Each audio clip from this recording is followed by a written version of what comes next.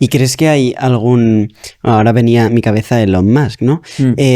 Al igual que está Bill Gates, al igual que está George Soros, que aparentemente, por lo que comentas también, serían más progresistas, ¿quién está financiando, apoyando la derecha, los movimientos más patriotas, más conservadores, más liberales? No sé si Elon Musk quizás es la persona. Mira, de los magnates más reconocidos, públicos, yo no conozco a ninguno que esté financiando así abiertamente a grupos de derechas. El caso de Elon Musk es muy reciente. Él todavía no está financiando, hasta donde yo he llegado a ver, fundaciones o movimientos. Lo que él ha financiado es la campaña de Donald Trump. Uh-huh.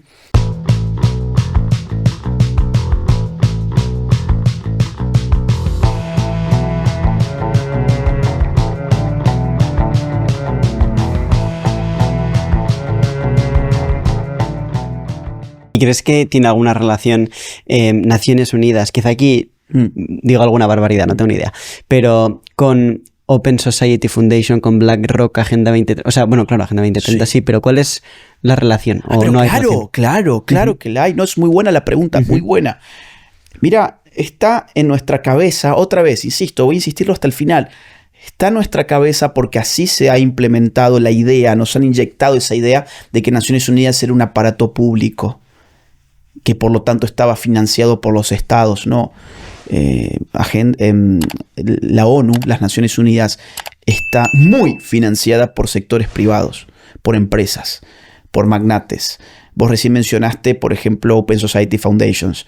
Para quien no sabe, es la fundación de George Soros, uno de los magnates más ricos del mundo, que además ha destinado gran parte de su fortuna a impulsar agendas globalistas, agendas woke, agendas progresistas. Ha sido un gran financista, por ejemplo, del Partido Demócrata en los Estados Unidos. Ha financiado la campaña de Kamala Harris recientemente. Además ha financiado, por ejemplo, feminismo en toda Hispanoamérica. En Colombia, por ejemplo, ofrecen $40,000 por año a feministas, a chicas jóvenes que, por ejemplo, quieran hacer un podcast. ¿Te imaginas, Luis, que te den $40,000 por hacer un podcast? No estaría nada mal. Nada mal. Bueno, eso es lo que ofrece, y hay un montón de chicas que se inscriben y se llevan sus $40,000 y hacen un podcast, hacen un taller feminista, hacen un curso, hacen una conferencia, escriben un libro y se llevan $40,000. Hacen una manifestación en su ciudad, $40,000. Bien, han venido también financiando las agendas del aborto, han financiado en Estados Unidos Black Lives Matter, por ejemplo, que al final sus líderes se llenaron de plata y se acabó. Ahora todos ellos son multimillonarios que viven en mansiones y ya no hemos tenido ninguna nueva noticia sobre Black Lives Matter, mucho menos gobernando Joe Biden en los últimos años. Fue todo un montaje, toda una farsa. Bueno, han venido financiando muchas cosas, muchas agendas, con especial cuidado en la ONU. Han financiado numerosísimos órganos especializados de Naciones Unidas. Por ejemplo, George Soros, uno de los que más ha financiado es ONU Mujeres. Para que la gente entienda, las Naciones Unidas nacieron con un objetivo primordial, que era garantizar la paz y la seguridad en el mundo. Esto fue en 1945, saliendo de la Segunda Guerra Mundial. La idea de tener una organización de las Naciones Unidas era limitar los conflictos bélicos en el mundo. Bien, pero además dejaron abierta la posibilidad de crear órganos especializados, y los órganos de la ONU se han venido multiplicando sin cesar hasta cubrir todos los ámbitos temáticos. El ámbito que vos te preguntes hoy en día va a tener un órgano en las Naciones Unidas, y esos órganos son financiados muchas veces por agentes privados, por actores privados. En este caso, Soros ha financiado un montón de ellos. UNESCO, por ejemplo, UNESCO, que es el de Cultura y Educación, ha financiado la ONU Mujeres, que es el que yo te había comentado recién. ONU Mujeres es algo así como el Ministerio Global del Feminismo. De ahí sale la teoría del género como política pública. Todas las cuestiones vinculadas con género y mujer están en ONU Mujeres. Ellos han recibido mucho dinero de Soros. Han financiado la Fundación de las Naciones Unidas. Han financiado un sinfín, la OMS. Por ejemplo, Bill Gates, que creo que lo habías nombrado también. Bueno, Bill Gates es el principal financista de la OMS. Bill Gates, yo le he contabilizado en mi libro Globalismo, en la investigación que yo hice, 599 donaciones a través de su fundación, Bill y Melinda Gates. Son además donaciones multimillonarias que supera el nivel de aportes, por ejemplo, que puede tener Alemania, que puede tener Rusia, que puede tener cualquier país. Es impresionante. Y el señor Gates además tiene muchos intereses en las industrias farmacéuticas. Es decir, que él esté financiando la OMS, que es la Organización Mundial de la Salud, una especie de Ministerio Global de la Salud, siendo que él tiene intereses en farmacéuticas, lo voy a decir de esta manera para que no nos censuren, en pinchazos, bien, en pinchacitos, dado que él tiene todos estos intereses, pues bueno, es una cosa bien, bien grave. O por ejemplo, Gates ha financiado muchísimo también el Fondo de Población de Naciones Unidas. El Fondo de Población de Naciones Unidas es el órgano especializado en demografía. Es el que persigue más de cerca los temas de natalidad, por ejemplo, de los que hablábamos recién. Por eso las conferencias de la ONU para reducir natalidad son realizadas bajo el paraguas del Fondo de Población, financiado a su vez por Bill Gates. Entonces, estos no son teorías de la conspiración, lo tengo todo documentado con fuentes oficiales en mi libro Globalismo. O por ejemplo, incluso empresas como IPPF, Planned Parenthood. Planned Parenthood, que es la abortista más importante del mundo, desde los años 70 trabaja codo con el Fondo de Población. Es decir, la empresa que ofrece abortos junto con el órgano de Naciones Unidas que promueve abortos. Esto es una locura, pero así es como funciona. ¿Y crees que hay algún...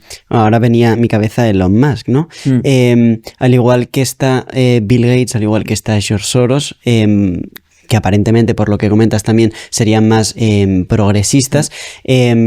¿Quién está financiando, apoyando la derecha, los movimientos más patriotas, más conservadores, más liberales? No sé si Elon Musk quizás es la persona. Mira, de los magnates más reconocidos, públicos, yo no conozco a ninguno que esté financiando así abiertamente a grupos de derechas. El caso de Elon Musk es muy reciente. Él todavía no está financiando, hasta donde yo he llegado a ver, fundaciones o movimientos. Lo que él ha financiado es la campaña de Donald Trump. Y esa es su incursión en la esfera política. Es una incursión además que tiene que ver con la supervivencia personal. Esto es bien interesante porque, a diferencia de un Soros o de un Gates, que lo han venido haciendo sostenidamente desde hace muchos años, en el caso de Elon Musk, él se ha comprometido en estas causas después de que le arruinaron a su familia, después de que le arruinaron la vida a su hijo con agendas woke, le destruyeron la identidad. Él lo ha dicho en una reciente entrevista con Jordan Peterson, que el wokeismo le arrebató a su hijo, es decir, le han hecho un daño personal, y además, después de haber comprado Twitter y haberlo convertido en X, la plataforma digital con mayor libertad de expresión, por lo menos de las mainstream, él sabe muy bien que, bueno, el Partido Demócrata lo quiere ver tras las rejas. Entonces yo te diría, tanto por supervivencia familiar como por su, como yo diría venganza familiar y supervivencia personal, él ha empezado a sumarse a la esfera política. Antes no lo hacía. Entonces es muy incipiente como para decirte, este es el Soros de la derecha, porque Soros lleva décadas atrás de esto, lleva poniendo más de 32 mil millones de dólares en estas causas, según los reportes desde su propia fundación.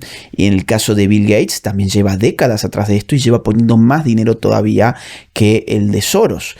Después tenemos otros actores muy, muy conocidos en el mundo de las finanzas y de los negocios que también financian a las izquierdas. Por ejemplo, Bloomberg viene de financiar con muchísimos millones de dólares la campaña de Harris. Además, financia agenda woke por todos lados. O por ejemplo, la Fundación Rockefeller, de la familia Rockefeller, una de las familias más poderosas del siglo XX y también del siglo XXI. Ellos han venido financiando también las agendas globalistas por doquier, o la Fundación Ford. Fíjate que podemos ponerle nombre muy claro a distintas familias, a distintos capitales y a distintas fundaciones que muchas veces llevan sus propios nombres. Fundación Ford, Fundación Rockefeller, Fundación Bill y Melinda Gates. El que no le ha puesto su nombre a la fundación es Soros, que se llama Open Society Foundations. Es más humilde. Más o menos. Me ha tocado leer sus libros y te digo, es el más desembosado de todos. Yo creo que es porque él no le hace falta poner su nombre. A él ya lo conocemos por lo que dice y por lo que hace. Él en uno de sus libros, por ejemplo, dice que su objetivo es convertirse en la conciencia del mundo, por ejemplo. En otro libro, él escribe que durante un tiempo sentía que era patológico creerse una especie de Dios, pero que en los últimos años ha empezado a disfrutarlo. Es decir, él abiertamente... Se ve como el Mesías. Abiertamente se cree como una suerte de semidios, claro, o de Dios. Él ahí usa la palabra Dios, God. Entonces, estamos frente a gente que tiene mucho dinero y a veces nosotros caemos en la trampa de creer que porque tienen dinero son de derechas. No, eso no ocurre. Fíjate que a las derechas en el mundo le están votando las clases medias bajas últimamente. Las medias bajas, que son las que más contacto con la realidad tienen. Estos otros sujetos, estos magnates, viven en otro plano. Y ellos creen que el gran dilema del mundo es si se usa tal o cual pronombre de género, o si la mujer puede someterse a un aborto o no, por ejemplo, o si la banderita LGBT se iza a la misma altura que el pabellón nacional. Bueno, la gente de a pie, esos no son sus temas.